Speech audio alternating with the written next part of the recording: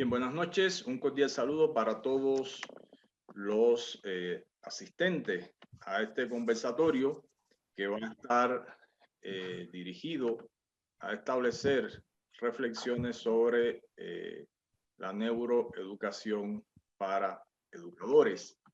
Hoy contamos con la invitación y la presencia del doctor Elmis Escribano Herbis, un investigador, docente, con muchos años de experiencia, que estaremos compartiendo en breve aspectos relacionados con su currículum. Sin embargo, antes queremos saludar a colegas que ya están en sala, como Neisa, Patricia, Nancy, Diego, Mayra y Rosemary, otros colegas que también empiezan a sumarse a la sesión. Estamos hablando en el caso de Yurema, que comienzan entonces a llegar a este conversatorio que tiene un sentido muy particular, y es reflexionar sobre algunos aspectos que hoy la neurociencia como evidencias científicas están aportando a determinadas ciencias y disciplinas, y en este caso nos vamos a referir a cómo puede impactar los aportes, las evidencias científicas que hoy se generan en torno a la neurociencia y cómo impacta en la educación. También vamos a estar viendo algunos aspectos. Sabemos que hoy podemos encontrar en la literatura científica diferentes definiciones conceptuales que hacen referencia a una relación de la neuroeducación, de la neurociencia, disculpen, con la educación. Y reitero que hemos invitado al doctor Elmis Escribano Herbis, quien ya viene desarrollando con el Instituto Internacional de Integración del Convenio Andrés Bello y con EduNetic diferentes actividades en el orden científico, también en el orden académico, en función de establecer una comunidad de profesionales que intercambiamos sobre diferentes aspectos de la educación. Vamos entonces a establecer el inicio de la sesión. Siendo las 8:03, comenzamos con la sesión y vamos entonces a presentar al doctor Elmis Escribano Herbis, quien es licenciado en pedagogía. Disculpar un momento. Quien es licenciado en pedagogía y psicología y doctor en ciencias pedagógicas desde 1998. También es profesor titular de la Universidad de Matanzas. Fungió desde 1997 hasta julio de 2014 como vicerrector de investigaciones y posgrados y relaciones internacionales de la Universidad de Ciencias Pedagógicas de Matanzas. Su tesis de grado, La concepción de la educación en la obra de José Martí, fue merecedora del Premio Nacional a la Mejor Tesis de Grado.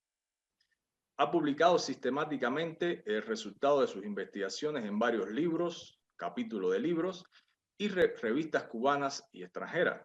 Ha sido conferencista en eventos internacionales en Cuba, México, Venezuela, Ecuador y Bolivia. Es coordinador del Simposio Internacional Educación y Cultura en Iberoamérica desde 1996 a la actualidad. Es presidente del Comité Académico del Programa de la Maestría en Educación de su universidad desde 2000 hasta la actualidad. Esta maestría ostenta la categoría de programa certificado.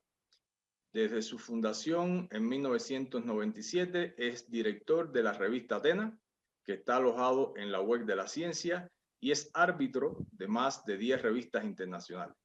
Miembro de la Junta de Acreditación Nacional, del Tribunal Estatal de Grado Científico de Ciencias de la Educación y del Consejo Técnico Asesor del Ministerio de Educación desde su fundación. Es experto del programa Ramal, Sistema Educativo Cubano, Perspectivas de Desarrollo del 2021 al 2026. Ha integrado claustros de formación doctoral en universidades de México, Venezuela y Bolivia y ha fungido como consultor internacional. Antes de darle la bienvenida al doctor oficialmente, le pido permiso para admitir a una serie de colegas que se están integrando al desarrollo de la sesión. Pues entonces, bienvenido, estimado doctor. ¿Cómo está usted? Es un placer contar con la presencia de usted en este conversatorio que vamos a estar estableciendo sobre la neuroeducación y vamos también a hablar de algunos aspectos iniciando sobre neurociencia. ¿Qué tal, doctor? ¿Cómo usted se encuentra? Bueno, muy bien, muchas gracias. En primer lugar, un saludo fraterno a la dirección del Instituto de Integración Internacional, Convenio Andrés Bello, por la iniciativa.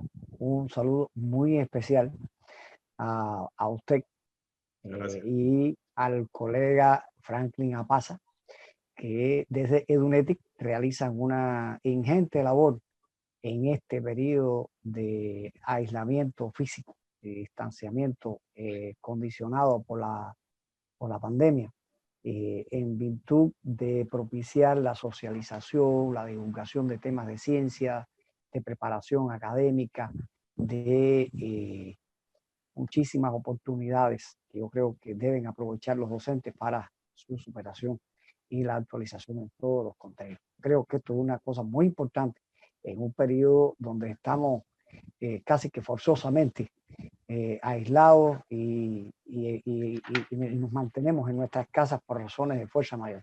Entonces, si desde nuestras casas podemos estar unidos, podemos estar vinculados, podemos estar conectados y pensando y considerando y contribuyendo a un mejor desempeño profesional desde el orden individual y desde nuestras, vamos a decir, desde nuestras colectividades, yo creo que la labor que realizan ustedes para mí es encomiable y muy gratificante. O sea, en ese sentido les saludo, les felicito, ¿no?, por todas estas iniciativas. Y bueno, en segundo lugar, yo agradezco la oportunidad de compartir con ustedes en un tema tan interesante y como veremos de inmediato, por supuesto, también a mí me resulta apasionante este tema. Bien. Entonces, nada, doy la bienvenida y un saludo también cordial a todos los colegas que han tenido a bien unírsenos y participar de este espacio. Así que un saludo, muy buenas noches y bueno, vamos a compartir de este conversatorio y vamos a pasar, vamos a decir que unos minutos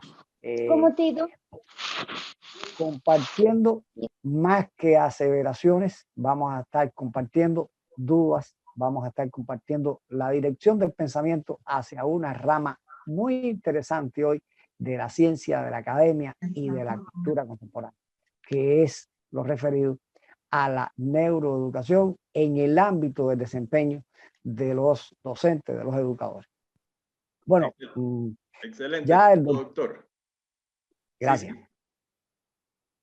Vamos entonces a establecer entonces, ¿sí? doctor, con el permiso de usted, la metodología de trabajo que le vamos a proponer a usted y a los participantes de la sala, y la misma va a estar organizada de la siguiente forma. Vamos a establecer un conversatorio que, como decía nuestro doctor, tiene como propósito establecer un análisis, establecer reflexiones desde lo que hoy en el orden de la investigación están aportando en esta área de las neurociencias.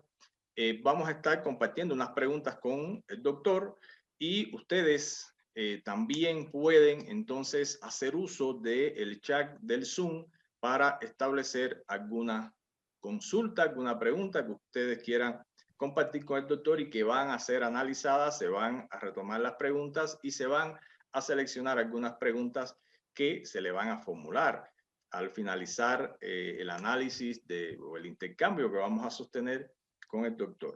Posteriormente, ustedes van a poder recibir a partir del día de mañana la grabación de esta sesión de forma que ustedes puedan contar y puedan analizar las ideas que se van a compartir en el momento que ustedes estimen conveniente. El doctor nos planteaba la importancia de ver cómo se está direccionando hoy y cómo se están planteando los aportes relacionados con las neurociencias y muy en particular aplicado al ámbito de la educación. Hoy encontramos, doctor, en el ámbito científico, que muchas instituciones a nivel internacional intentan y quieren trabajar el tema de las neurociencias.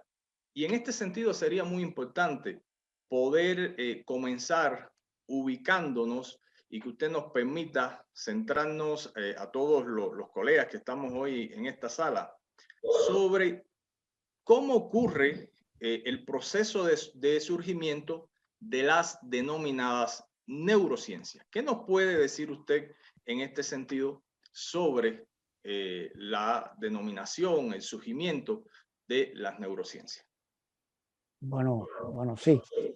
Creo que es muy interesante y abarcadora pregunta la que usted realiza y usted escoge para dar inicio a este conversatorio. Bueno, yo diría que hay muchísimas maneras de explicar y de entender este desarrollo que ha tenido este campo de estudio, esta disciplina científica. Yo debo aclarar, antes de empezar, usted leyó mis datos curriculares.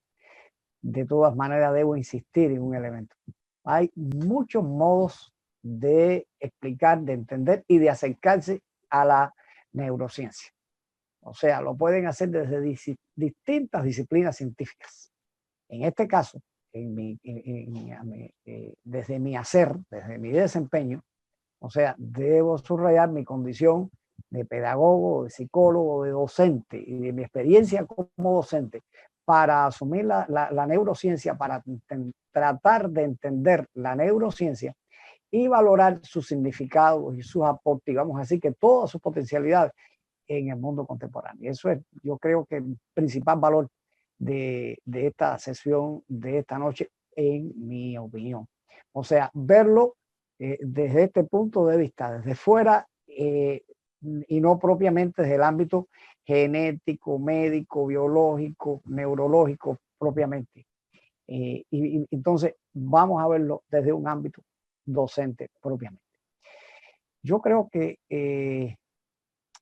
el estudio o la aproximación a la neurociencia y a estas temáticas, o sea, tendríamos que remontarnos a periodos bien distantes en la historia de la humanidad, porque desde la antigüedad el hombre sintió la preocupación y sintió la necesidad de conocer y de reflexionar sobre, vamos a decir, que cuál es el centro, que es el núcleo, donde se localizan las funciones mentales. O sea, esa fue una de las preguntas raigales que desde distintas disciplinas se han tratado de ir buscándole respuestas. Entonces, en ese orden, el estudio del cerebro, ¿no?, que es como un componente central del sistema nervioso, es tan antiguo como la propia práctica de la ciencia, como actividad instituida y reconocida. El estudio en este campo tendríamos que buscarlo como una expresión de acumulación de saberes y de experiencias a todo lo largo de la historia de los siglos, a todo lo largo del desarrollo de la cultura y del pensamiento. Existen muchísimas experiencias.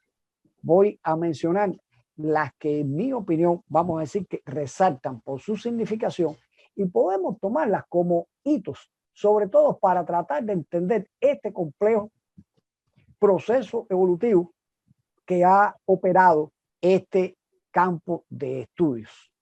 Vamos a decir que ya había anunciado que desde la antigüedad esto había sido una preocupación. Bueno, en el siglo V antes de Cristo, a Meón de Crotona, por disensiones que había practicado, empezó a pensar que el cerebro era el lugar donde residían pensamientos y sensaciones. También por esa misma fecha ya los egipcios compartían estas mismas preocupaciones ya sobre este tema. Más tarde, vamos a decir que en el siglo XVI, Andrea Vesalio implementó una metodología científico-experimental y esa propia metodología entre ese propio siglo XVI y el XVII propician un auge a la ciencia experimental ya con un carácter moderno y se va a propiciar un espacio también de reflexión y de interrogantes en este sentido, prevaleciendo la interrogante sobre cuál es la relación entre la mente y el cuerpo. Son de interés también particular. Reitero, hay muchos elementos interesantes en este sentido, pero a mi modo de ver me resulta también interesante los descubrimientos neuroanatómicos que hizo Leonardo da Vinci, un genio da Vinci, no solo para las artes, más grande artista que quizás ha dado toda la historia de la cultura, pero da Vinci se dedicó también a estudiar el organismo humano.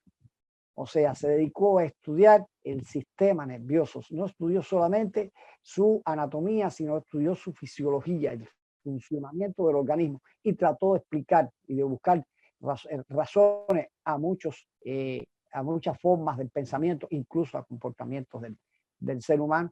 Y esto va creando una acumulación, como ya decía, de saberes y de experiencias interesantes y va haciendo una sedimentación de conocimientos que se van a ir integrando y van a ir generando posibilidades para nuevos planteamientos de nuevas situaciones hipotéticas y nuevas preguntas en el tema. El siglo XIX, como todos conocen, si el XVIII fue el siglo de las luces, del pensamiento, de la ilustración, el XIX, y el de la libertad, en ese orden para los europeos, el siglo XIX fue el siglo de la ciencia. Y descubrimientos que ocurrieron en este periodo, en este espacio de tiempo, vamos a decir que van a ser pilares esenciales para la ciencia con un significado muy puntual también para la cultura y para el pensamiento en todos los órdenes de distintos campos del saber. Y en este siglo XIX se desarrolla la teoría del localizacionismo, o sea, según la cual todos los procesos mentales se dan en el cerebro, o sea, ya prácticamente se comparte entre los entendidos, entre las personas que hacían ciencia y que practicaban experimentos en aquella fecha, hay un consenso en que estos procesos mentales se dan en el cerebro y que además hay un área específica del cerebro que se relaciona con cada uno. De esa manera se determinaron en esta fecha 52 áreas cerebrales con sus consiguientes procesos mentales que se les asocian, o sea, que se les relacionan. En ese propio siglo XIX, o sea, fue tan prolijo, ¿no?, que en materia de ciencia, en materia de alumbramientos de nuevas teorías, que se emite también en ese periodo la teoría del denominado conectivismo. O sea, según esta, solo algunas funciones básicas vamos a decir que se localizan muy puntualmente en determinadas zonas cerebrales, mientras que las funciones más complejas, los procesos más complejos, son el resultado de la integración, de la interacción de varias zonas que están bien localizadas. A finales del 19 diría que hay un acontecimiento, hay un hecho que también vale la pena citar en este rápido recorrido que estamos haciendo de hechos de interés. A ese final del siglo XIX hay, hay un término, vamos a decir que hay un término gracias a un proceso de búsqueda, de un proceso de experimentación y de observación muy riguroso que lleva a cabo el científico español Santiago Ramón y Cajal, que vamos a decir que gracias a él se acuña el término neurona y también el término de ciencia neural a este científico, importante científico. Y este también es un elemento muy importante que debemos tener en cuenta a la hora de hablar de todo el proceso del que ha transcurrido la evolución y el desarrollo hasta llegar a lo que es hoy el ámbito de la neurociencia. Ahora, vamos a decir que estos son algunos elementos en el orden de alguna figura de aportes en el ámbito de la ciencia. Habría que tomar en cuenta elementos también de carácter social, hechos de carácter social que han estimulado, que han propiciado también la reflexión en el orden científico de los procesos mentales, de los procesos de la actividad nerviosa superior. En el siglo XX tuvo dos guerras, o sea, las dos guerras mundiales. Estas dos guerras mundiales van a ser, por supuesto, ocasionaron penosamente millones de muertes, pero muchas personas no murieron, pero quedaron convalecientes y quedaron con afecciones de carácter neurológico. Por tanto, fue necesario concebir el tratamiento a esas secuelas neurológicas de muchísimas manifestaciones a esas personas después de los dos periodos de guerra. Y ese proceso de rehabilitación de esas personas con esas afectaciones va a provocar y va a propiciar también una importante demanda en el orden de la ciencia, en el orden de los conocimientos y de los procedimientos que se necesitan para llevar a feliz cauce todo el tratamiento y la reposición de estas personas a la vida práctica, a la vida útil, a la vida social. En el ámbito de la tecnología habría que mencionar y tomar en cuenta las posibilidades que brindan determinados, vamos a decir, determinados elementos en ese orden técnico, que es el microscopio, la electrónica y por sobre todas las cosas, las técnicas de imagenología, o sea, la posibilidad cada vez mayor en cada uno de estos elementos que estoy mencionando, de poder observar, de poder ir a niveles más profundos de relaciones y de objetividad en la mirada de los procesos que ocurren en la actividad nerviosa superior.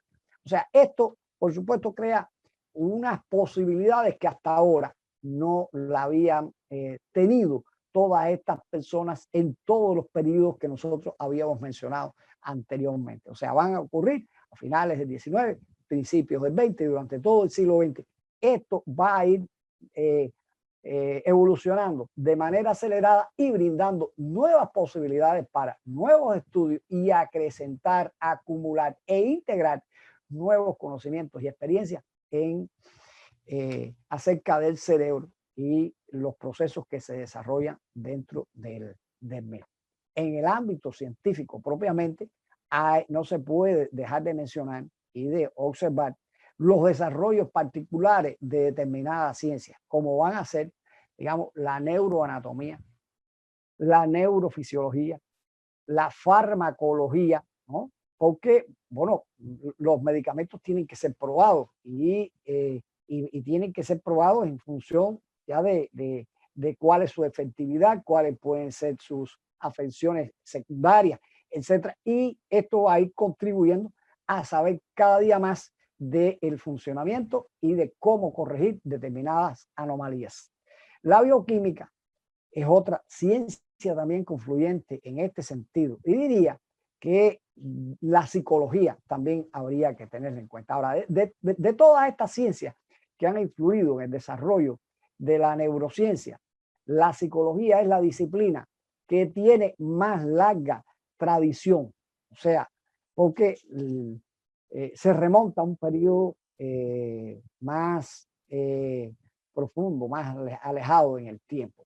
La tradición filosófica occidental, desde los griegos hasta la actualidad, se ha preguntado continuamente por la naturaleza de la mente y del comportamiento humano y la relación entre esto, cómo ha ocurrido, cómo el hombre reacciona ante determinados efectos, a determinadas condicionantes del medio exterior de la naturaleza. El estudio científico, por supuesto, de la conducta mediante la observación inicia en la segunda mitad del siglo XIX. Ahorita yo decía que en ese siglo ocurrieron hechos en el orden científico que van a ser elementos puntuales de influencia en la filosofía, en la cultura en sentido general. Y las teorías de Darwin, con toda con una base científica que propició sus observaciones, que propició el desarrollo y exposición de muchos de sus conceptos esenciales sobre la evolución de las especies, abrió el camino para la denominada psicología experimental. Y que a partir entonces de la segunda mitad del siglo XIX se propiciara y se estimulara muchísimo ese tipo de psicología y de llevar a cabo experimentos en condiciones de laboratorio para probar, para verificar y observar determinados comportamientos humanos ante determinadas situaciones.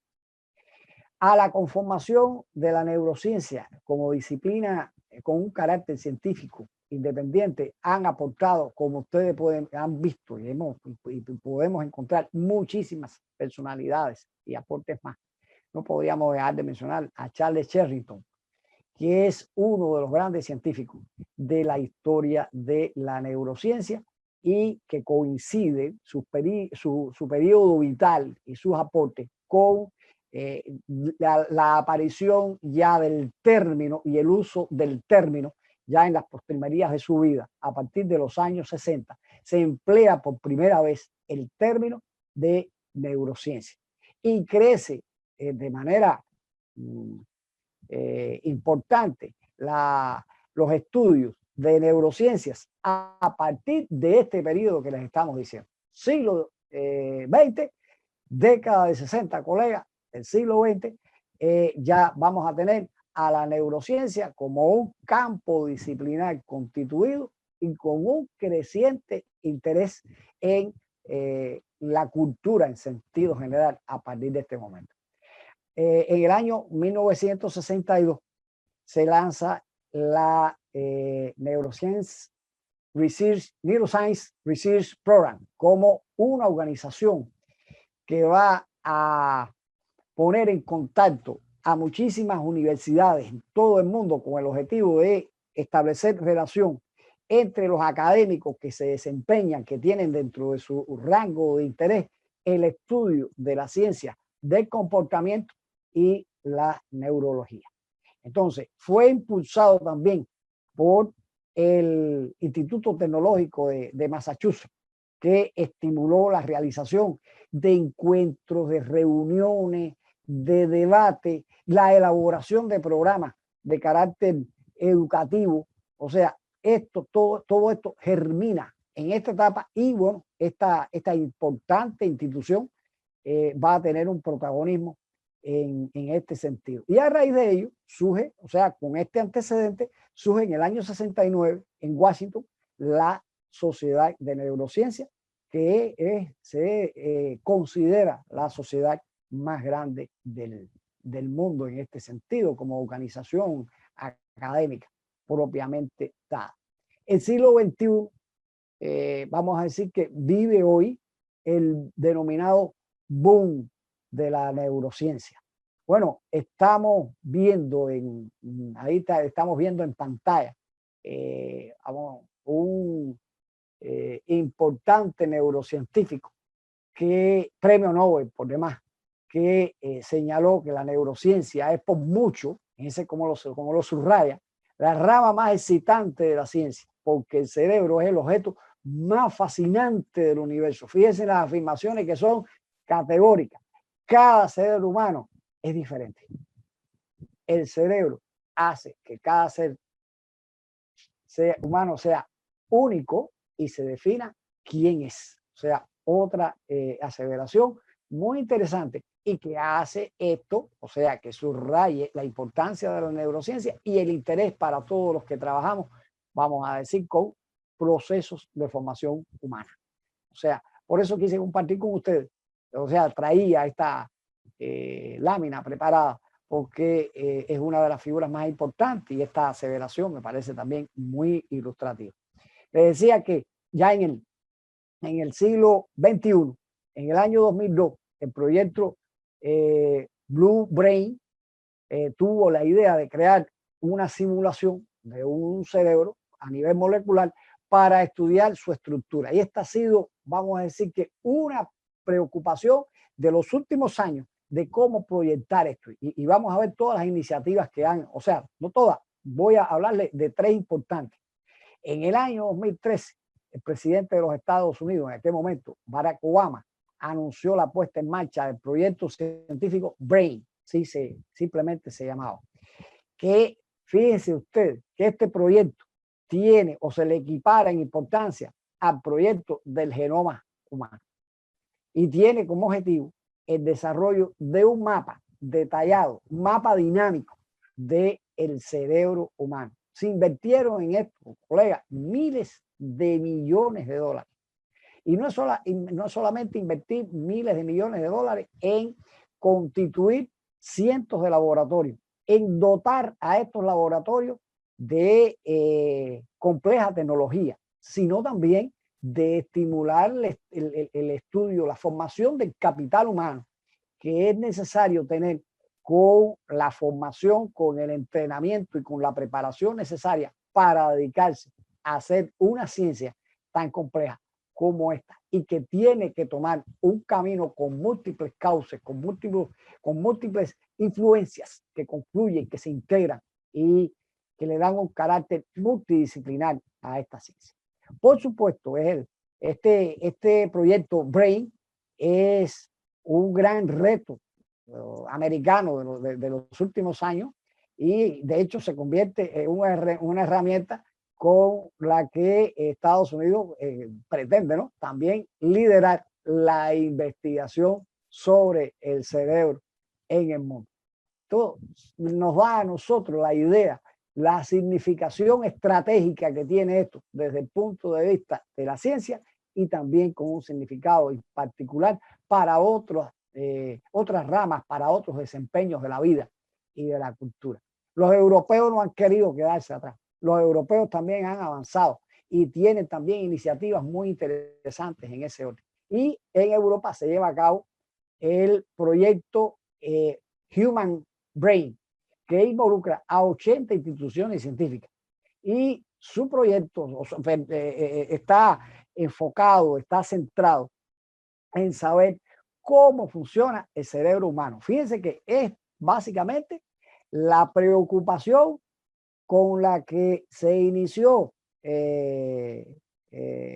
vamos a decir que la cultura, la ciencia que nosotros denominamos a edad del siglo V antes de Cristo, es la que todavía se mantiene hoy con otros recursos, con otra infraestructura, por supuesto, con una experiencia avanzada, pero se mantiene todavía la misma preocupación de saber cómo funciona, cuáles son sus procesos, cómo cambia el cerebro, cómo se propicia desde el cerebro la participación en la vida humana, los procesos de adquisiciones, etc. Este proyecto de Europa tiene tres ejes fundamentales y tiene un interés que es un interés médico, que es averiguar el origen de las patologías del cerebro. O sea, todos los elementos que son patológicos hay que averiguar cuál es la causa y cómo remediar. Este es un elemento que está dentro de ese proyecto. Por supuesto que ha de integrar muchísimo personal médico de la más alta formación, de la mejor experiencia y de las mejores instituciones en el mundo.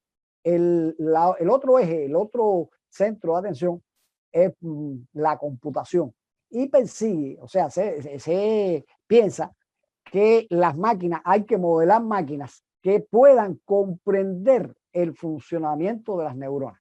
O sea, la máquina usted la programa para que haga determinadas operaciones, pero el pensamiento lógico es un elemento, vamos a decir, propiamente humano.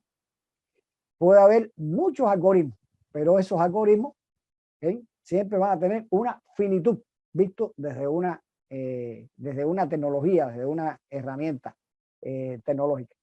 Y estas máquinas van a tratar de homologar, la construcción de ellas va a tratar de homologar el funcionamiento de las neuronas. Y la tercer interés de ese proyecto europeo es la neurociencia. Y tiene la ambicionada idea de crear un atlas del cerebro.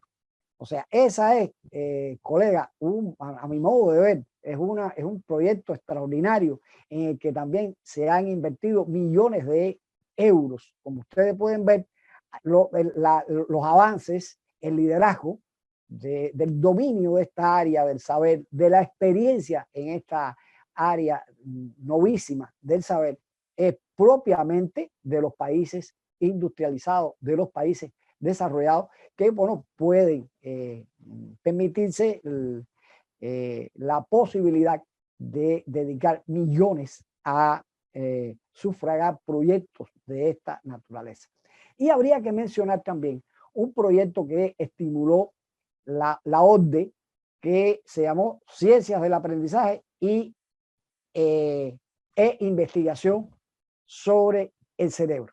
También con saldos, yo diría que muy útiles desde el punto de vista social, pero ya con una marcada intencionalidad de llevarlo más al área, digamos, de lo que estamos hablando hoy, al área de lo que puede ser útil a los docentes, a los profesionales de la educación y también, ¿por qué no?, también útiles a la familia, a ámbitos de carácter social, donde este conocimiento es importante también que se maneje. Como ustedes pueden ver, colegas, ha sido, o sea, es un proceso histórico muy largo de desarrollo, pero en el que en los últimos 20, 30 años, diría de los últimos años del siglo XX y estas 2 décadas que llevamos andadas del siglo XXI han sido esencial. Y como dice este neurocientífico, es una de las ramas más apasionantes y que ha tenido un desarrollo más vertiginoso en los últimos años, sin ningún lugar a duda. Es de las cuestiones más interesantes y que nos subrayan además el carácter multidisciplinar de la neurociencia, carácter multidisciplinar. Confluyen en ella muchas ciencias, aportan todas, dan elementos de interés. Y ese elemento confluyente es una ciencia integrada que no es más que una obediencia a la propia necesidad, a una propia demanda de la sociedad, de la tecnología y de la propia ciencia, que cuando una rama ya no puede explicar un objeto de estudio, tiene que integrarse, tiene que aliarse con otra. Y de ahí sale una ciencia limítrofe para continuar profundizando. Y ese es el destino, la ruta que ha descrito o que describe el desarrollo de esta ciencia emergente, muy joven, propia de este periodo que estamos viviendo, y que la ciencia, la tecnología, los avances de la tecnología, especialmente hoy de la informática, también concurren a ella con nuevos elementos. Esto es, colega, y a usted, doctor, lo que le puedo responder a esta primera pregunta suya. Usted me perdona que quizás me extendí demasiado, pero usted no me explicó si podía extenderme así de esta manera o debía ser un poco más escueto en respuesta. No, el tiempo es de usted. Y cuando se hizo la primera pregunta, usted, de hecho, tuvo una afirmación. Es una pregunta amplia e integradora, pero realmente, doctor, nos ha permitido transitar. Usted refería desde el siglo 5 antes de nuestra era. Y después estuvo trabajando el análisis y transitando desde el siglo XVI y estuvo haciendo un análisis hasta llegar al presente. donde usted ha hecho una afirmación muy importante. Se ha producido la acumulación de saberes y conocimientos, y usted mencionó los estudios que al inicio establecieron las 52 áreas cerebrales y sus procesos, después los hechos que han ido a partir de las investigaciones de Cajal, cómo impactó también las afectaciones en la Segunda Guerra Mundial, cómo los avances tecnológicos han permitido estudiar el cerebro ya no solo con personas que han fallecido, sino con personas ya que estando vivas son estimuladas, se estimula el cerebro para ver su funcionamiento. Y usted dice algo muy importante, aparecen y se crean nuevas posibilidades de estudio que al integrar con otras ciencias generan nuevos saberes. Y usted menciona en el año 1962 se empieza a dar ya una mirada, o empieza a tener una mirada crítica desde importantes casas de estudio, es decir, importantes universidades a nivel mundial empiezan a tener una mirada, a tener un acercamiento. Y esto después, como usted dice, hay proyectos importantísimos. Este proyecto que planteó Obama, fíjense que se habla y usted menciona de establecer un mapa dinámico. Después dice en Europa establecer un atlas del cerebro, y sobre todo para entender cómo funciona este órgano que está aquí dentro de estos huesos en el cráneo, y que al final es quien nos organiza, quien nos dirige, quien nos permite tener una serie, como dice esta referencia, una serie de características que son fascinantes para estudiarla, pero que nos hace diferentes. Y que sin embargo, adentrándonos al tema y siguiendo en el tema que nos trae a encontrarnos, muchas veces en la educación no es visto así, no es interpretado así, y vemos que muchas veces se trata de unificar un currículum para todos los alumnos, la clase similar para todos los estudiantes, la tarea similar para todos los estudiantes. Y aquí, estimado doctor, yo quiero hacerle una pregunta. Quiero formularle otra pregunta, y usted tiene el tiempo que establezca para compartir estas reflexiones desde su rica experiencia en este orden que sabemos que está relacionada también con varios países de América Latina y también asesoría. Bueno, tengo que contarle algo, le cuento algo, y es que están haciendo una investigación desde Europa sobre competencias profesionales. Y bueno, hoy me comentaban que una de las bibliografías que está consultando ese estudio es una bibliografía escrita por usted. Entonces, eso es importante. Gracias. Y en este sentido, doctor, quería consultarle. En la literatura científica es común leer el empleo de diferentes términos relacionados para hacer un acercamiento a la neurociencia. Y podemos encontrar términos como neurociencia, como neurodidáctica o neuroeducación. ¿Es lo mismo? Y yo quisiera que, si usted pudiera, a toda la audiencia establecer a qué alude cada uno de estos conceptos. ¿Será lo mismo? ¿Serán diferentes? ¿Estudiarán lo mismo? ¿Qué nos podría decir usted en este sentido?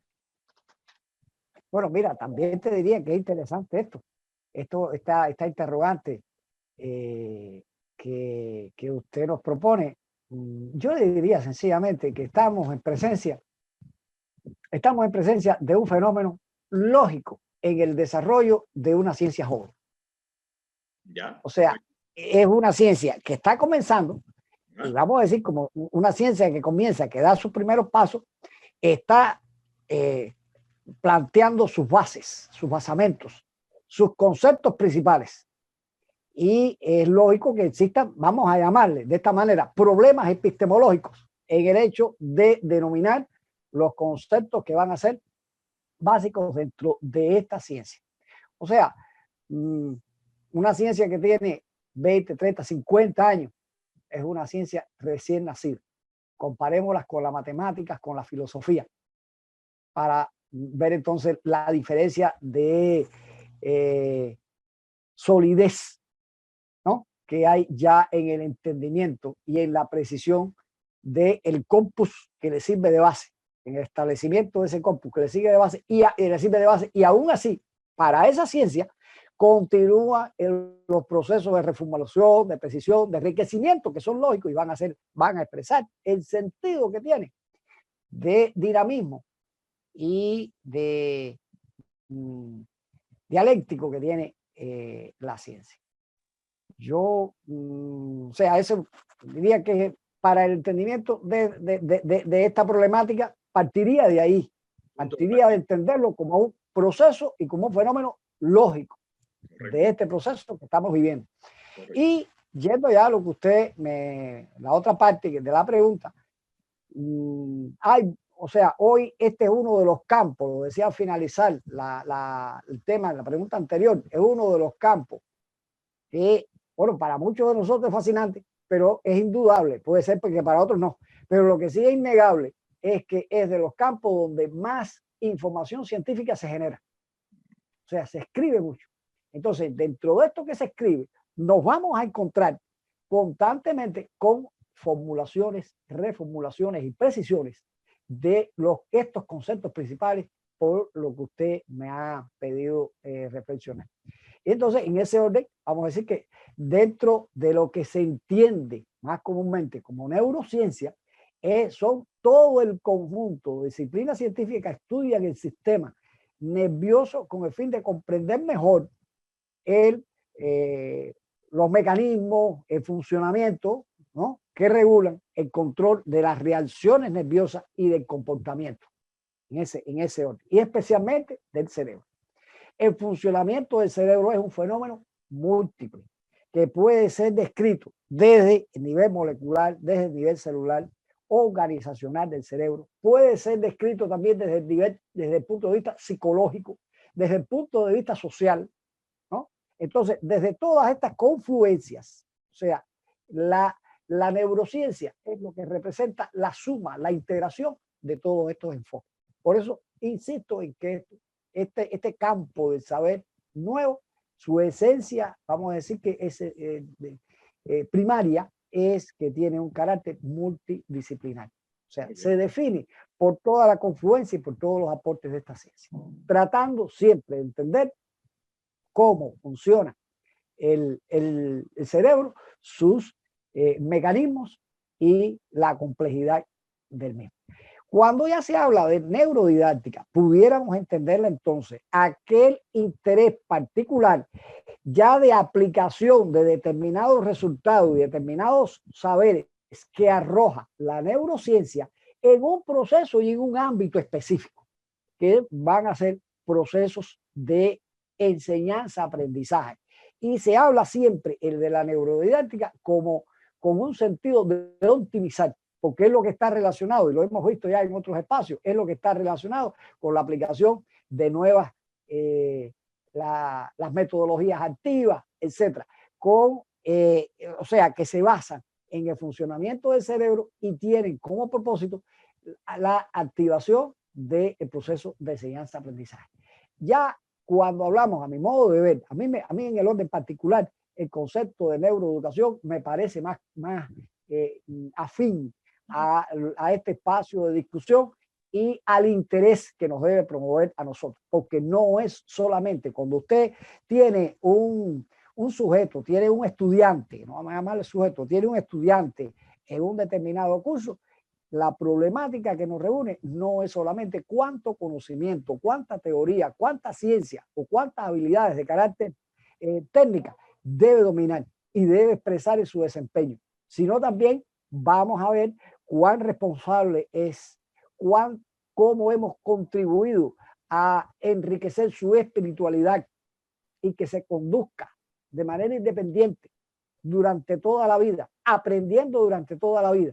Y para esto que yo le estoy diciendo, hay un basamento en las neurociencias. Entonces, yo diría que la neuroeducación es un modelo transdisciplinar que estimula específicamente para este caso la integración de la ciencia de la educación con los desarrollos que propicia las neurociencias. O sea, y cómo esto se aplica en los procesos de formación humana en sentido general. Y no solamente en un proceso docente, sino también puede ser visto al interior de la familia, puede ser visto desde el punto de vista social. Debieran manejarlo más.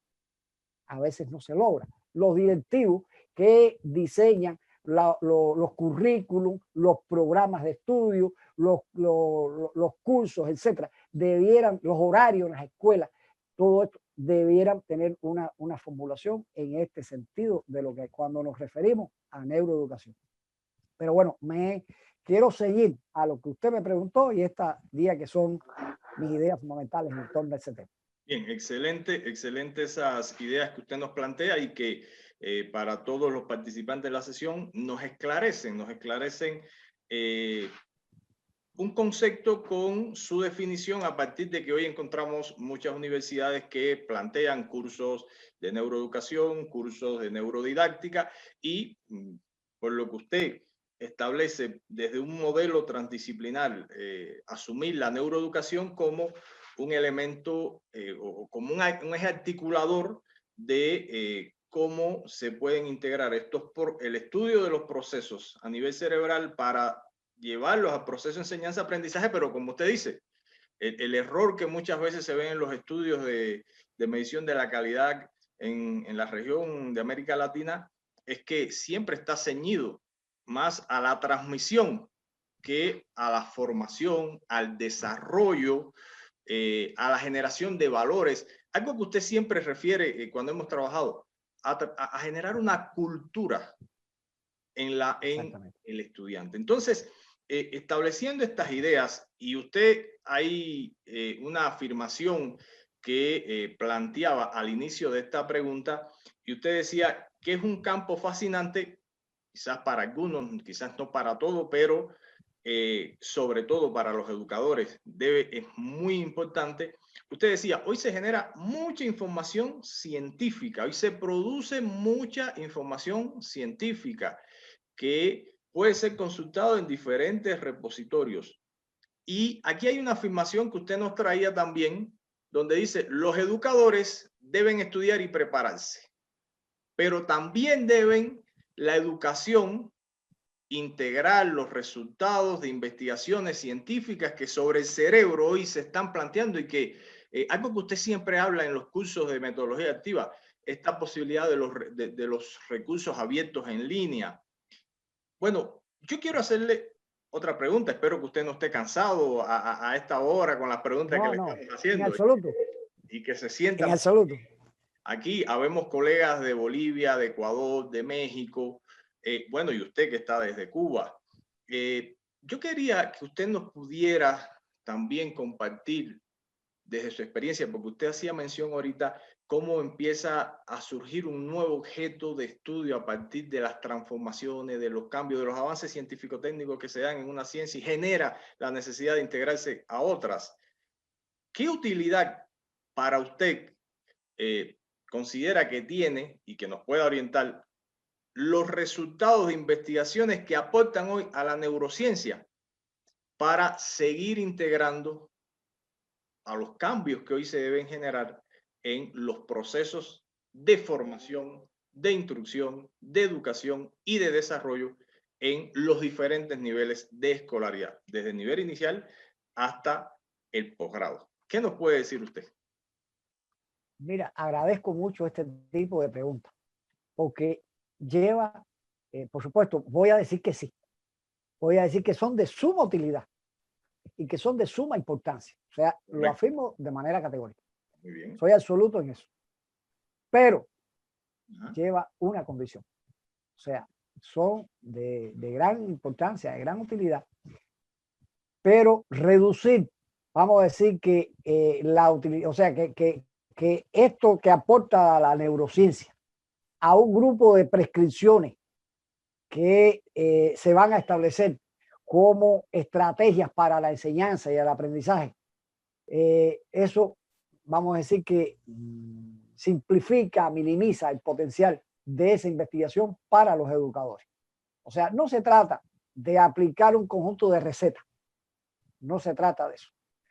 O sea, yo siempre insisto mucho en que nosotros tenemos que partir de la madre de toda la ciencia, la filosofía. Y es en cierta medida también la madre de los saberes y de la cultura. Nosotros tenemos que tener una concepción filosófica. Y esa concepción filosófica es a la que nosotros nos rige. Lo pienso de esa manera, lo concibo de esa manera. Nos rige todo lo que pensemos en función de diseñar un plan de estudios, diseñar un currículum, diseñar un programa de un curso. Tiene que tener la percepción de la filosofía. Me lo explico muy brevemente, porque creo que me he extendido demasiado las respuestas. No, excelente. Toda filosofía, o sea, la filosofía de la educación tiene que llevar implícito una concepción sobre el hombre. Y esa concepción sobre el hombre debe decir, o sea, debe partir de quién es el hombre, cómo ese hombre aprende. ¿Es ese hombre un ente activo? ¿Es un ente pasivo? ¿Cómo se relaciona ese hombre como sujeto del conocimiento con el objeto que debe conocer? O sea, esto es una problemática de evidente carácter filosófico. O sea, definir esa naturaleza humana es esencial como punto de partida. Segundo, tener un buen sustento epistemológico, conceptos que nos sirvan de base, que tengamos claro, como cuando hablamos de formación humana, cuando hablamos de educación, cuando hablamos de calidad de la educación, tenemos que tener conceptos claros. Esa es la base que nos da la filosofía de la educación, la epistemología específicamente. Tenemos que tener claro también la definición de qué tipo de hombre nosotros queremos formar, de qué valores, de qué cualidades estamos hablando de ese hombre que vamos a formar, que lo vamos a formar en un contexto específico, en un periodo histórico específico, para una realidad específica, y que tiene además una historia de vida, y que tiene una plataforma, un repertorio cultural que usted nunca lo debe desconocer. O sea, no puede llegar con por eso digo, no pueden ser recetas que usted llegue a aplicarlas. Más bien, hablo de método. Pues si hablamos de métodos, ya nos estamos entendiendo. De métodos para lograr un entendimiento y de métodos para lograr una buena conducción. Y para lograr una conducción hay que establecer un punto final. O sea, y ese vamos a decir que es el último interés filosófico en el que tenemos que tener en cuenta. Es la teleología, o sea, es lo que habla de los finales, de los propósitos. O sea, es decir, qué hombre, qué características finales, para hacer qué, cómo se va a incorporar a la sociedad, a quién estamos formando. Entonces, cuando nosotros tenemos todas estas formulaciones iniciales, entonces ya podemos empezar a preocuparnos con los elementos que vamos a añadir. Para estos elementos que vamos a añadir, integrarlos de manera coherente en una concepción que sea propia de la ciencia de la educación, donde el conocimiento del sujeto que vamos a formar es esencial. Y como hemos visto aquí, no hay dos cerebros que sean iguales, no hay dos seres humanos que sean iguales. Y usted, en la introducción que me hacía de este tema, decía que las evaluaciones eran iguales, que las clases eran iguales, que los programas enfrentamos a todo el mundo a lo mismo, o sea, con horarios iguales, con periodos. O sea, claro que tiene que haber una organización, pero esa organización en muchas ocasiones violenta la subjetividad, la individualidad, los ritmos, ¿no? Las estrategias individuales que tiene que establecer cada ser humano. Por ejemplo, voy a poner 2 o 3 ejemplos en este sentido para que entendamos esto con claridad, lo que estoy diciendo. ¿Qué aporta entonces las neurociencias en este sentido y específicamente la neuroeducación? ¿Qué nos dice? Bueno, nos habla de la plasticidad del cerebro. Eso es un elemento que tenemos que tener en cuenta. ¿Cuánto cambiaría entonces la concepción del proceso al tener en cuenta la plasticidad del cerebro? De eso tendríamos que hablar con más profundidad en otro espacio, que no podemos hacerlo ya hoy. Tendríamos que hablar del rol de las interacciones entre los estudiantes. Mire, hoy estamos aludiendo a o acudiendo a este tipo de opción, pero este tipo de opción es válida en tanto nosotros estamos interactuando. Pero lo que no puede ocurrir aquí es que usted ahora, en su rol de docente, me ponga a mí una tarea y yo individualmente, como alguien aplicado y, y disciplinado, haga mi tarea y se le envíe para que usted la evalúe, sin que haya una interacción y una elaboración colectiva. Lo ideal era que también nos viéramos cara a cara y tuviéramos una relación y enfrentáramos problemas. En este momento nos apelamos a la tecnología por todas las limitaciones que todos conocemos, pero el rol de las interacciones lo explica la neuroeducación. Es algo inviolable, es importante en la elaboración del conocimiento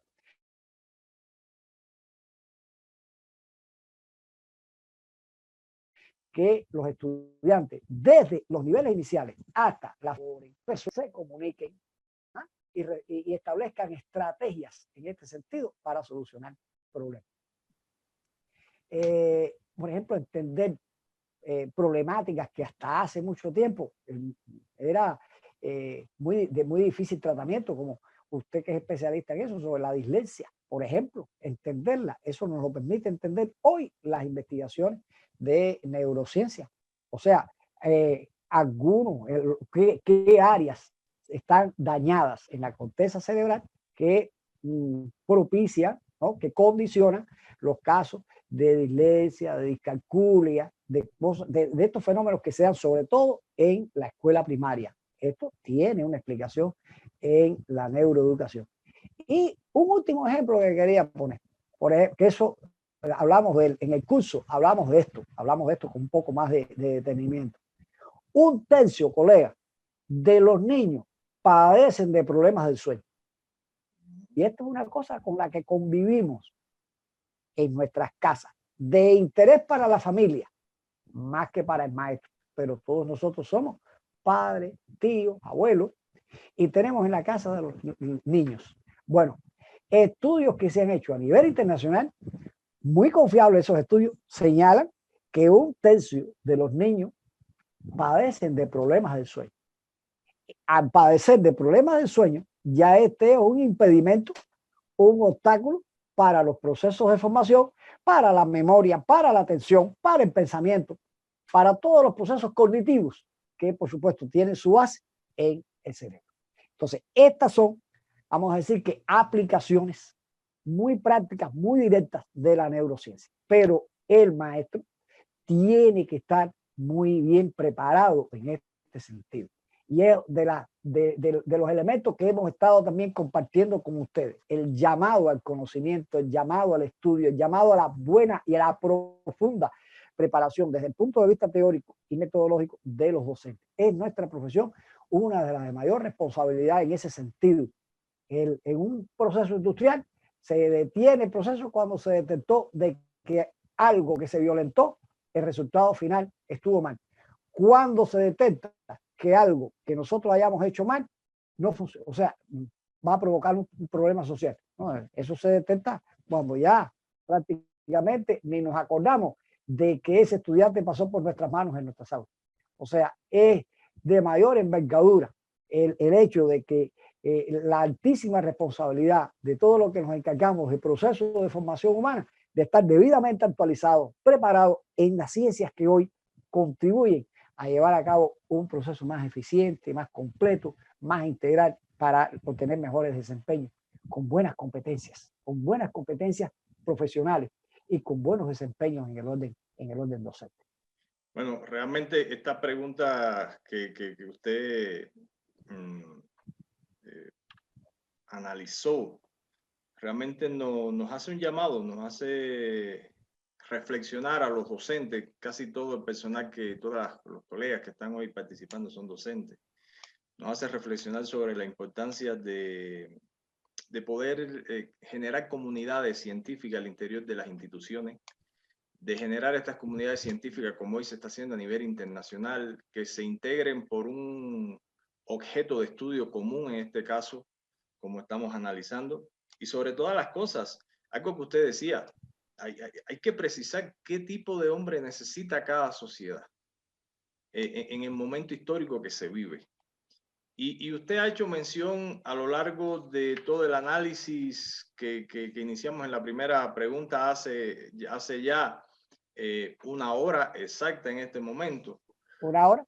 Una hora. Usted estuvo haciendo un análisis de muchos aspectos que verdaderamente en este tiempo es muy difícil profundizar, analizar. Yo he podido participar de los cursos que usted ha dado, tanto en la primera versión de Neuroeducación para Educadores como en sus diferentes versiones, el curso de Innovación Docente y Metodologías Activas, en el cual usted profundiza sobre los estudios, sobre el sueño, sobre la alimentación, sobre el deporte, sobre las relaciones interpersonales, sobre cómo el cerebro aprende cuando algo le motiva, cuando algo le constituye un ejemplo o un modelo. Pero usted nos ha presentado un panorama que es muy interesante, pero un panorama que hoy, por lo que vemos, está transitando y desarrollándose en gran medida en los países llamados los países desarrollados.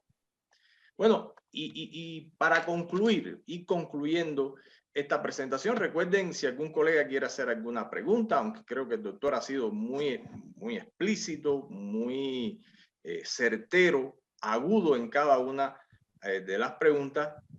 ¿Qué nos podría decir usted si este nuevo campo disciplinar o este nuevo campo científico, desde su esencia multidisciplinar y que está siendo muy fecundo en los países desarrollados, usted lo decía, quieren hacer, entonces establecer desde del propio Estados Unidos un mapa dinámico del cerebro a través de los proyectos científicos, 80 instituciones de renombrado prestigio en Europa investigando el cerebro y hacer un atlas del cerebro, la OCDE que hizo un estudio del cerebro, de hecho está publicado en un libro y que se lleva ya más al área de la educación. Bueno, ¿y qué pasa entonces con los países llamados en vía de desarrollo, países pobres, como nosotros, como Bolivia, como colegas de Ecuador, como México, que están hoy en la sesión? ¿Qué sucede?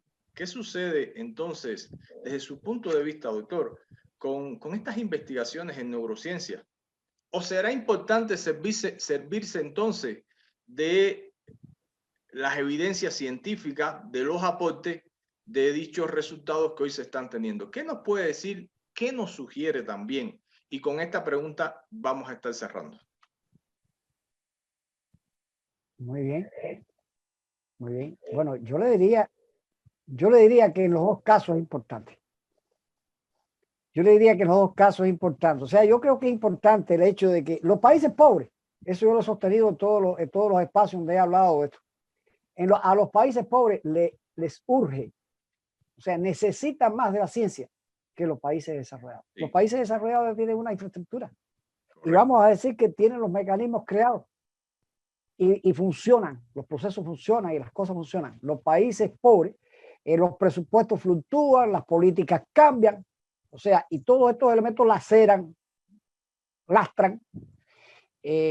a esferas de carácter social, y los recortes van a pesar sobre la cultura, van a pesar sobre la ciencia, pesan a veces sobre el deporte, sobre la educación. Y yo creo que si tenemos una conciencia clara de la significación que tiene la ciencia para el desarrollo de las naciones, hay que invertir en este tipo de cosas. Esto es formación de recursos humanos, capital humano.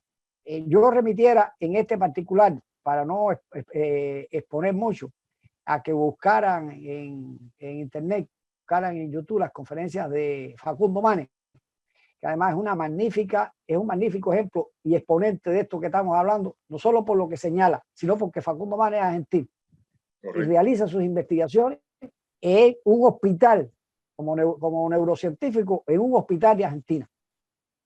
Y, o sea, y es una expresión, ¿no? Desde esta otra cara, enfrentando esos problemas, llevar a cabo investigaciones, tener resultados y esos resultados que además estén contextualizados desde nuestras necesidades y nuestras naciones. Hace unos días yo veía acá Cuba por televisión. Nosotros tenemos muchísimas estrecheces en el orden económico.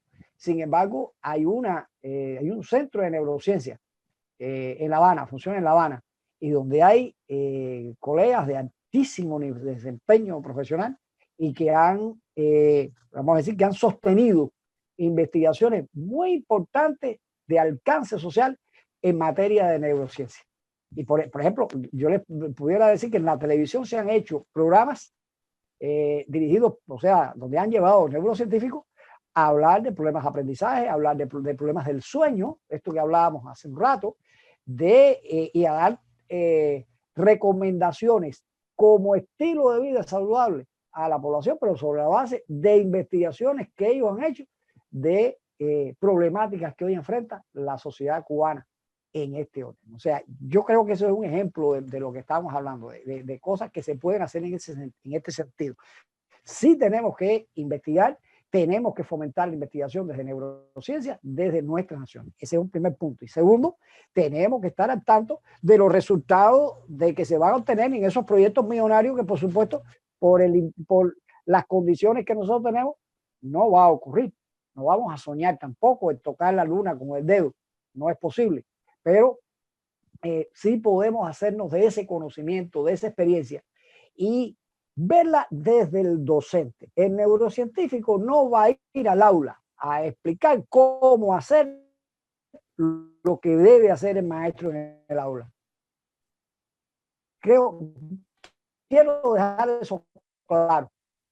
El neurocientífico va a expresar, va a exponer la regularidad de un proceso de investigación, estudiarlo y de nuestra perspectiva, estudiarlo y aplicarlo de una manera consciente, muy bien organizada, muy bien concebida, con todo controlado.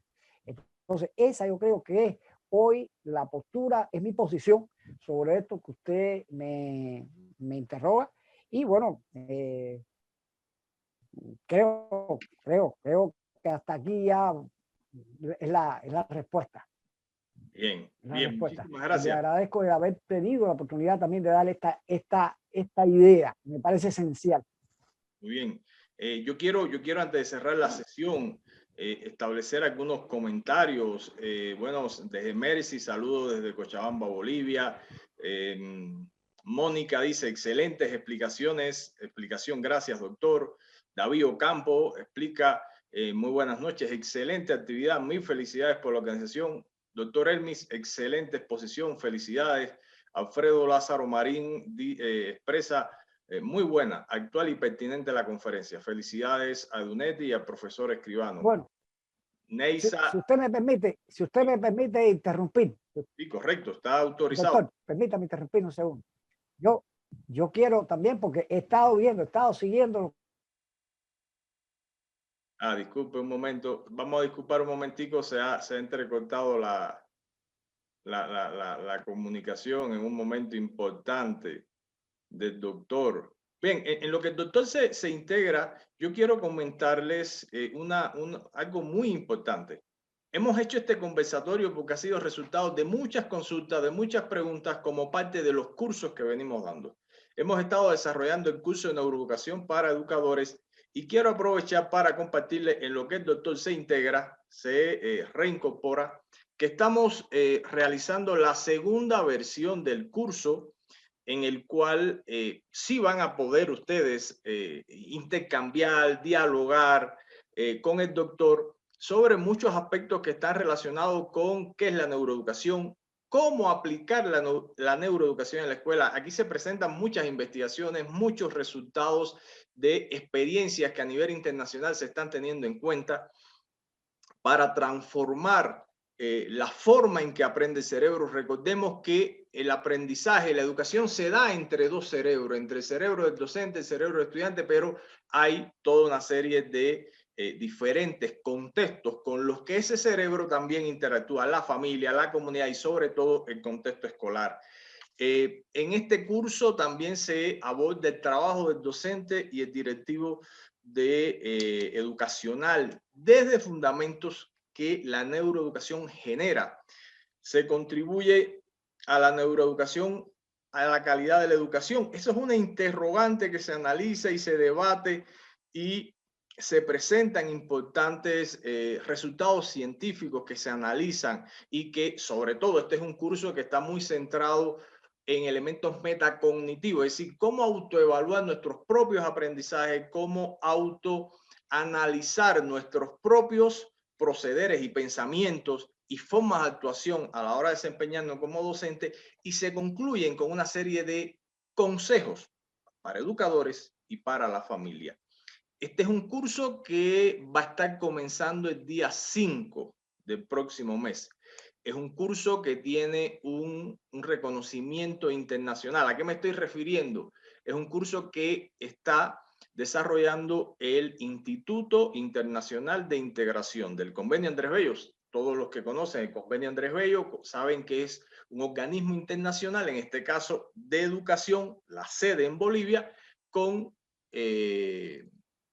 llegada a 13 países de Iberoamérica. Entonces, cualquier certificado que aquí se emite y tiene ese valor. Es un curso que está avalado por esta institución con 120 horas académicas que se desarrolla de manera asincrónica en un momento para la autopreparación, a partir de que usted va a recibir las guías de estudio, las lecturas, los videos para autoprepararse, para entonces asistir a las sesiones sincrónicas virtuales por Zoom y poder establecer reflexiones, comentarios, opiniones con el docente y con sus colegas.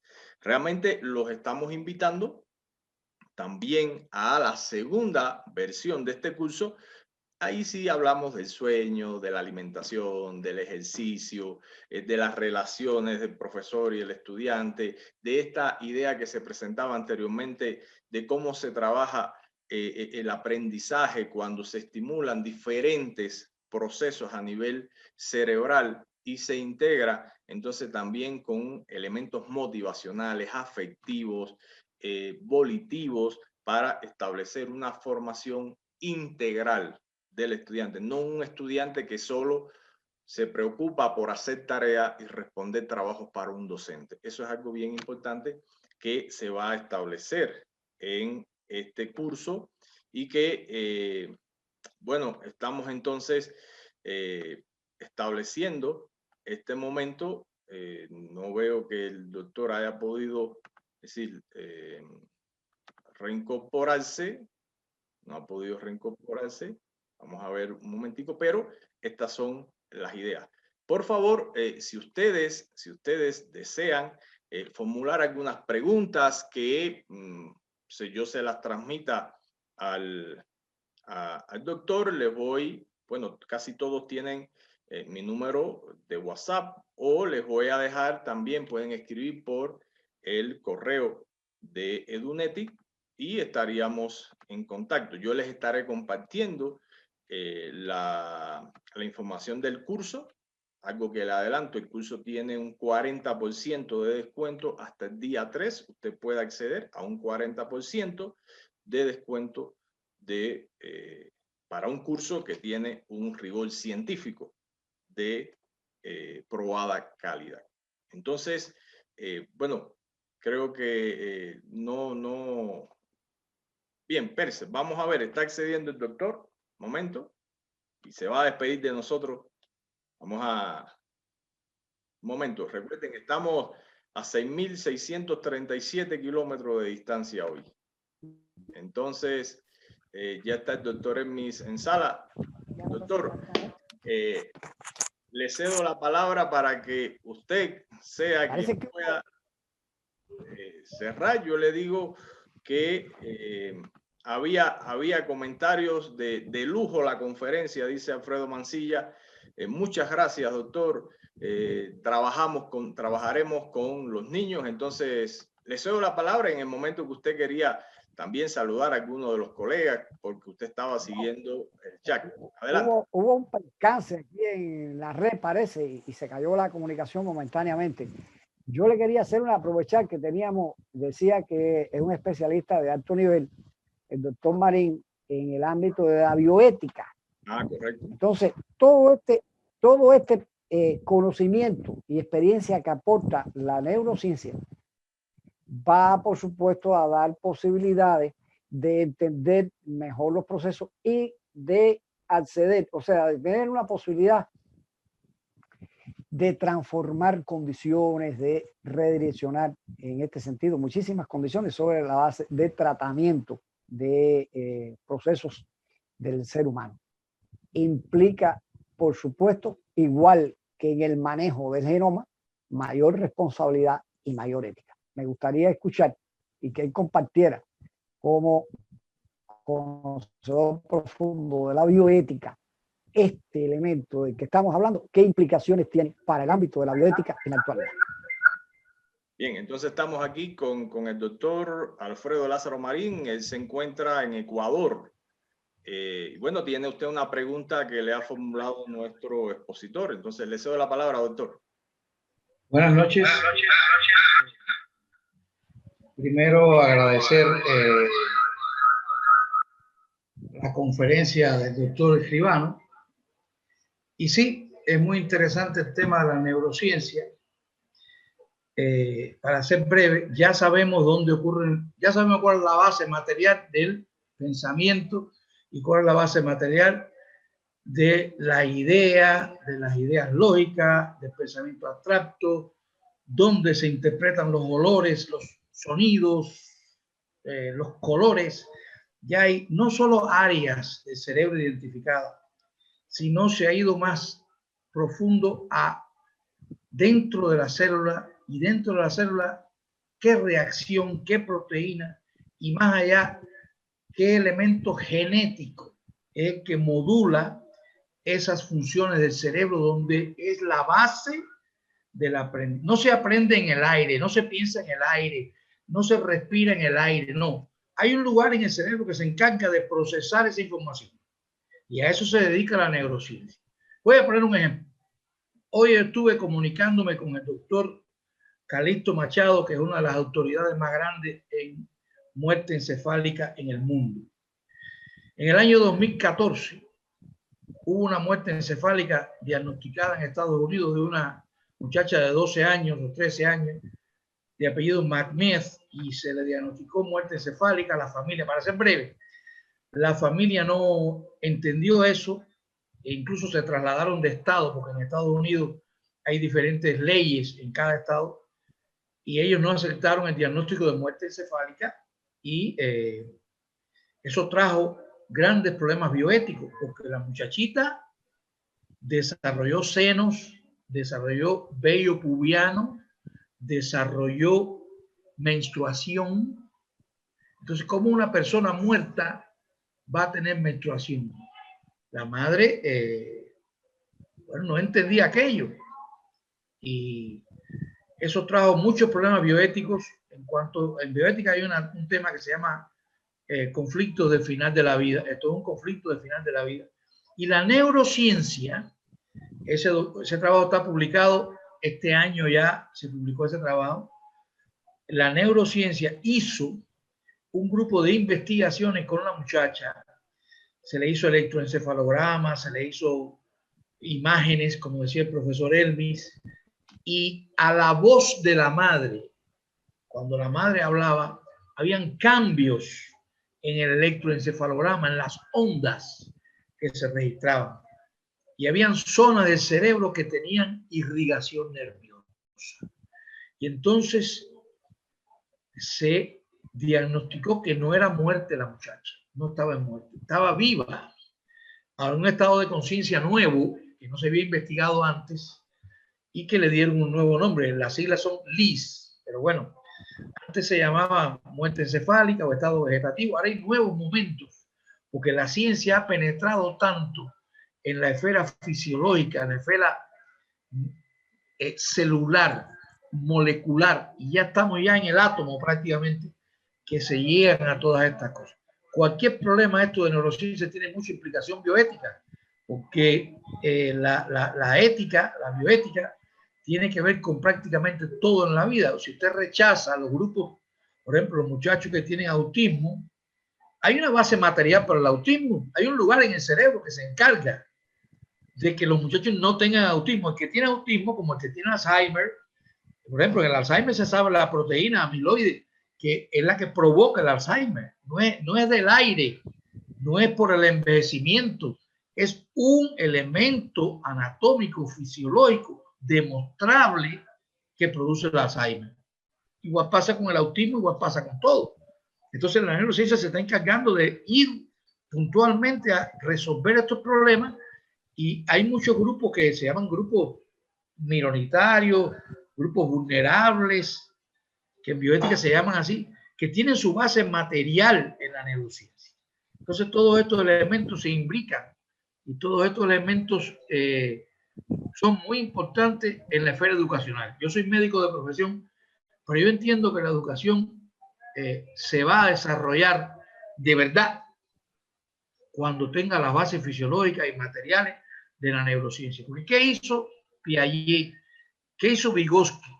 No tuvieron neurociencia, lo hacían basado en la observación, el área de proximidad, el aprendizaje, la madurez, los estadios, pero no se sabía dónde radicaba esos estadios. ¿En qué lugar del cerebro? ¿Dónde está eso? ¿Qué elemento, qué conexión, qué neurotransmisor interviene en esas cosas? ¿Por qué un estudiante aprende más rápido que el otro? ¿Y por qué otro tiene problemas? Porque hay un elemento físico, bioquímico, que está fallando. Aunque la cosa social es muy importante. Pero si la base material falla, es muy difícil que la cosa social resuelva totalmente el problema. Lo puede mejorar, lo puede modular. Pero entonces se está estudiando y se está buscando soluciones. Entonces yo quiero decir que esta conferencia fue en extremo importante, yo creo, para los educadores.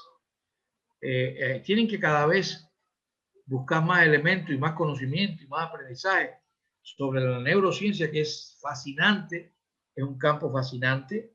También quería recordar que Ramón del Cajal también fue premio Nobel en el 1906, compartido con Golgi, otro monstruo de la filosofía, de la fisiología. Ramón del Cajal, un español, fue un premio Nobel también por su estudio sobre el cerebro. Y eso era lo que, bueno, yo tenía que decir. Muy buena la conferencia. Ojalá que haya muchos cursos y muchas conferencias sobre neurociencia. Muchas gracias. Y muchísimas gracias. Muchas gracias a usted, muy amable. Muchísimas gracias, estimado doctor Alfredo, por esas precisiones. Realmente enriquecen este debate, este análisis. Y como nos llamaba un especialista del área de la medicina, tenemos nosotros que seguir estableciendo estos espacios de intercambio, de reflexión, de nuevos aprendizajes. Y este espacio que le estamos ofreciendo es un espacio que los colegas que están aquí y otros educadores que ustedes deseen invitar y comentarles no deberían perderse. Porque no es hablar solo de neurociencia desde un componente clínico, es traer esos componentes clínicos a estos fundamentos de la educación. Doctor, yo realmente, a nombre de todos los colegas que de diferentes países de América Latina han participado en este evento, quiero darle las gracias, las felicitaciones, reconocer el compromiso que usted siempre ha establecido con estos espacios de compartir conocimientos, experiencias y sobre todo motivarnos a seguir estudiando, a seguir investigando, a tener un pensamiento indagatorio para seguir transformando y resolviendo los problemas que hoy tienen nuestras sociedades en América Latina, que de hecho necesitan de una mejor educación para tener mejores hombres y para vivir con mayor felicidad, con mayor calidad de vida, como se evidencia hoy en otras experiencias a nivel mundial. Yo le cedo la palabra a usted para que usted cierre y con esto nos despedimos. Gracias. Y necesitan también de la educación y de la ciencia, y de la innovación y la creatividad. Diría que es la triada que nos hace falta. Yo sencillamente, para terminar, veo que usted puso en pantalla el anuncio del curso que comenzaría el martes. Sí. Está a disposición de todos los colegas y de algún colega que no haya tenido la oportunidad de compartir con nosotros esta noche. Sí, se lo podemos hacer llegar para que tenga la oportunidad de compartir con nosotros 3 sesiones de trabajo a las 20 horas a partir del martes próximo. Yo desde acá, desde Cuba, un abrazo, mis respetos, mis agradecimientos y mis cariños a todos los que participaron hoy en esta actividad. Que tengan muy buenas noches. Muchas gracias.